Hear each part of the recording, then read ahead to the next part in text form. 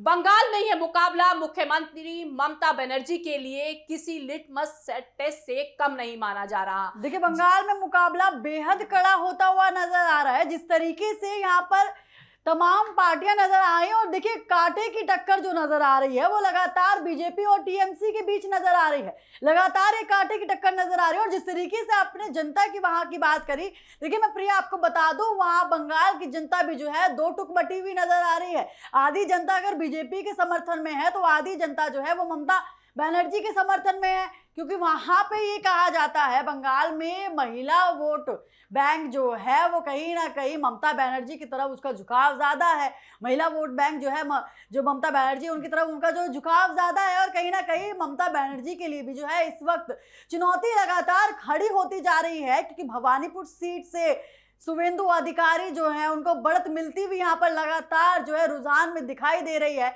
जिस तरीके से तस्वीर सामने आ रही है कि मुकाबला बेहद कांटे का होता जा रहा है। लगातार जो है बीजेपी ने यहाँ पर दावे किए, बीजेपी ने लगातार जीत के दावे करे और उसके बाद जो है बीजेपी यहाँ जश्न मनाती हुई बीजेपी यहाँ पर नजर आ रही है। तो कहीं ना कहीं यही साबित होता है कि किस तरीके से बीजेपी को अपने ऊपर जो है एक पूरा भरोसा है। इस बार बंगाल में जो है परिवर्तन की लहर चलने वाली है।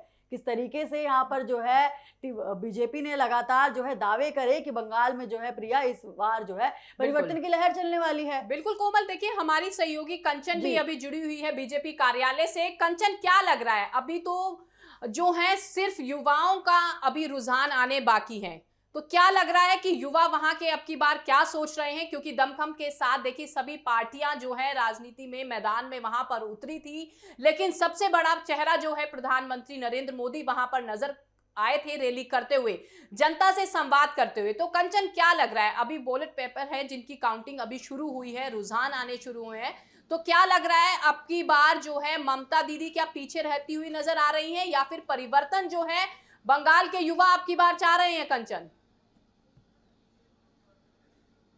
जी बिल्कुल, देखिए बंगाल के युवा परिवर्तन चाह रहे हैं या नहीं चाह रहे हैं, बीजेपी के प्रवक्ता इनसे पूछ लेना चाहेंगे। सर, बंगाल के युवा परिवर्तन चाह रहे हैं या नहीं? अरे परिवर्तन तो दिख रहा है, टीवी चैनल के ऊपर देखिए, वोटिंग के ऊपर देखिए। बंगाल के युवा नहीं, बंगाल की महिलाएं भी चाह रही हैं, बंगाल के बेरोजगार जो लोग हैं वो भी चाह रहे हैं, और जो वहाँ के बूढ़े बुजुर्ग हैं, सीनियर सिटीजन हैं, वो भी जोर शोर से, आपने देखा होगा किस तरह से वोटिंग परसेंटेज बढ़ा है, तो आपको नजर नहीं आता? माँ माटी मानुस जी की सरकार बनेगी, ये ममता बनर्जी ने भी कहा था। और माँ माटी मानुस का ही जिक्र प्रधानमंत्री नरेंद्र मोदी और बीजेपी के कई नेता अपने चुनाव प्रचार के दौरान किए। देखिए, इसका सबसे बड़ा जवाब है कि हमारी जो संस्कृति है बंगाल की, वो बड़ी रिच रही है। आपने देखा होगा, चाहे सुभाष चंद्र बोस हो, चाहे रविंद्रनाथ टैगोर हो, इसी धरती से इतने बड़े महान महापुरुष उपजे हैं, और यहाँ ये धरती पूरे विश्व को ज्ञान देने वाली है। तो इस धरती पर दोबारा से पुनरुत्थान होने जा रहा है।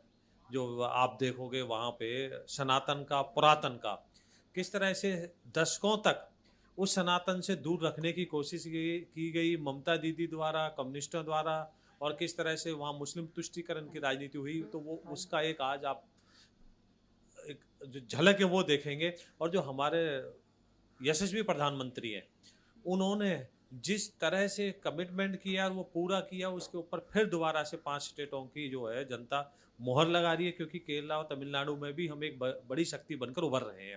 असम को लेके क्या कहेंगे आप? 126 सीटों के नतीजे लगातार वहां पर रुझान आने शुरू हो चुके हैं, असम सीट को लेके क्या? कांग्रेस के गठबंधन से हम लगभग 4 गुना रुझानों में आ गए हैं, तो इससे लगा लीजिए कहाँ है कांग्रेस।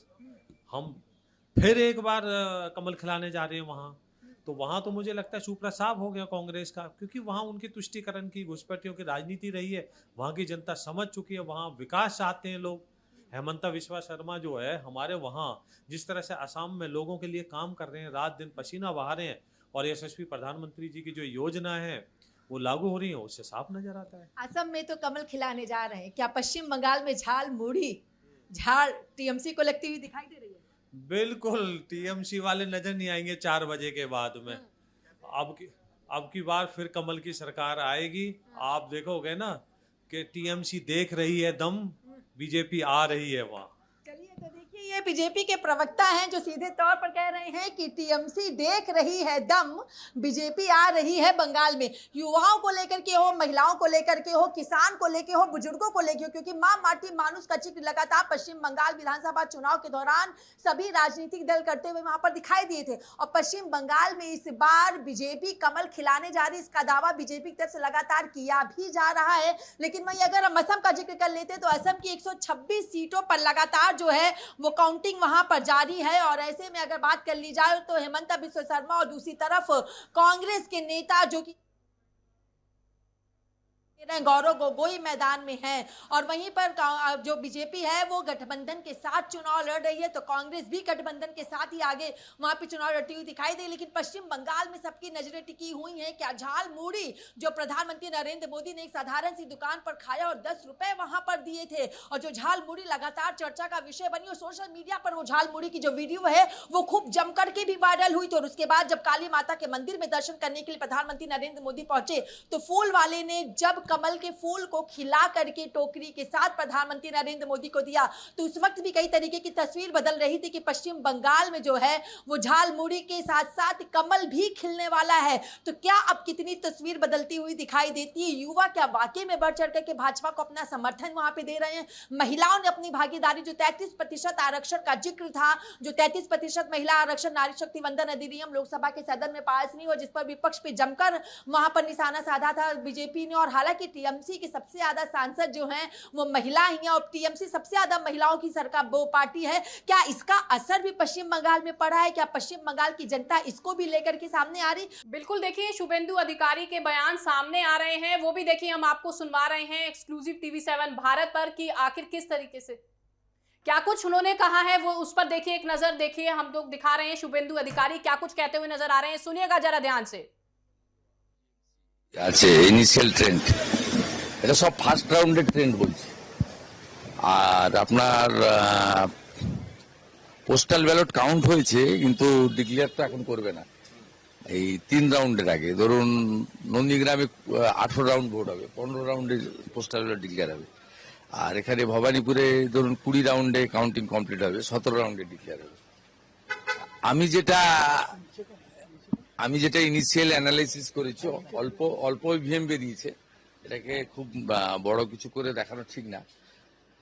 তাতে হিন্দু ইভিএম বিজেপির আর মুসলিম ইভিএম টিএমসির, তবে আগের মতো নয়। মানে হাই কনসলিডেশন যেটা ওনারা করেছিলেন 21 আর 24, হাই কনসলিডেশন হয়নি, ক্র্যাক হয়েছে। মালদাতে বা মুর্শিদাবাদের বহু সিটে বা উত্তর দিনাজপুরেও যেটুকু নিয়েছি, করণদিঘি বা অন্য জায়গায় কংগ্রেস ভালো ভোট কোন ইভিএম এ পেয়েছে মুসলিম বেল্ট। ইনিশিয়াল এই 1-2 রাউন্ড চলছে। আর আমার নন্দীগ্রামে ফার্স্ট রাউন্ড আমি পেয়ে গেছি, 3000 লিড আছে, এটা 18 রাউন্ড অব্দি যাবে। এটাতে আমার এক্সপেক্ট ছিল 1100 লিড পাবো, এটা আমি থাইস পেয়েছি, 3 गुण पीछे।